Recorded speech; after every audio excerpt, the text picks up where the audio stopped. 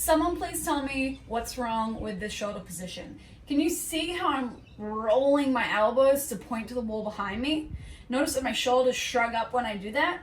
How many people do you see catch their snatch in this position? And how many people do you see fail forward because their shoulders are rolled forward? Okay, that's an inactive shoulder position.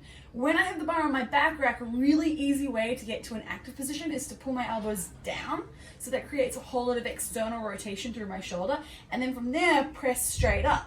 So in that position now, my elbow is pointing to the floor instead of the wall behind me.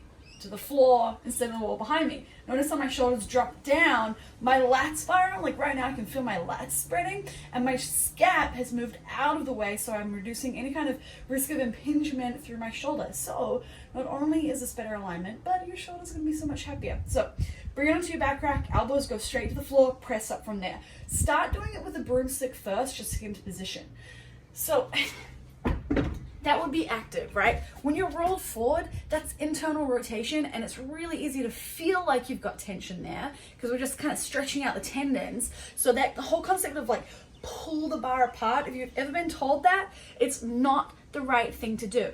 If anything, you should be breaking the bar in half. Okay, hang on. I'm gonna give you an even better visual. Lids off. Okay. Holy fuck, it is cold in Melbourne. Okay, this is what you need to do. Rather than pull the bar apart, so see how it's like, let me pick up the bar. We're just gonna go all out. All right. So if I were to pull the bar apart, there, I'm getting tension by pulling it apart. It's almost like I'm imagining it's an elastic band, pulling it apart, my shoulders roll forward and my elbows turn to the wall behind me, right? Look at my elbow, where is it pointing? Now, if I'm thinking break the bar in half, like I'm gonna break it in front of me, I'm gonna do that. This works really well with a broomstick as well. You get a better feel for it. So I'm trying to break the bar in half in front of me. Look where my elbow is pointing now. So it's pointing to the ground, right? Whereas before, pointing to the wall behind me, now it's pointing to the ground, and you can see my lats flare out. Every time I do that, lats pull down, they flare out, my shoulder blades are in the right place. That is where you need to catch your snatch. It's also where you need to practice your overhead squats. So if you're that person that as you squat, you tend to go forward as you go down, that means you've probably got some kind of issue through your hips or maybe through your ankles. So if you lose that shoulder position on the way down, it might just be kind of highlighting some underlying issue. The easiest thing you can do to fix that is every time you get back to the top of your overhead squat, if you're here, just readjust, just establish a good position again and start every single rep in an active position or with your elbows pointing down. If you lose it, that's okay, regain it as soon as you can. The more that you spend time in that active position, the easier it's gonna be for you to hold your shoulder in that active position.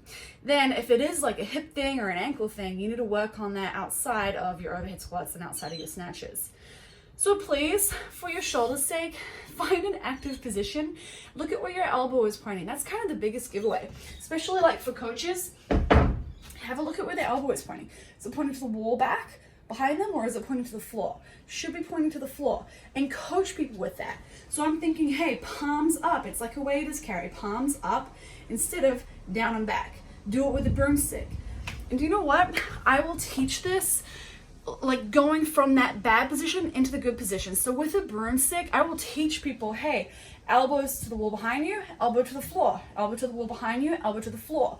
Because I need them to know what a bad position feels like. Because a lot of people will find themselves in that position due to not having the awareness of what that position is, not knowing where the good position is, not having the flexibility, whatever it is. So if they know what it feels like, enough practice, just being in that internal rotation with the broomstick and getting into external rotation or getting into an active position, their chances of fixing it in the bottom of their overhead squat is going to be a lot higher than it would be if they don't know how to do that, right? So we can cue and we can teach and we can try and coach.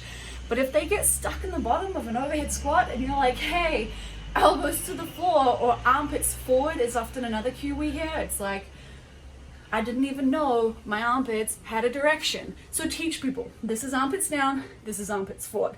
Find armpits down by turning your elbow to the wall behind you. Find armpits forward by turning your elbow to the floor to get active. Okay.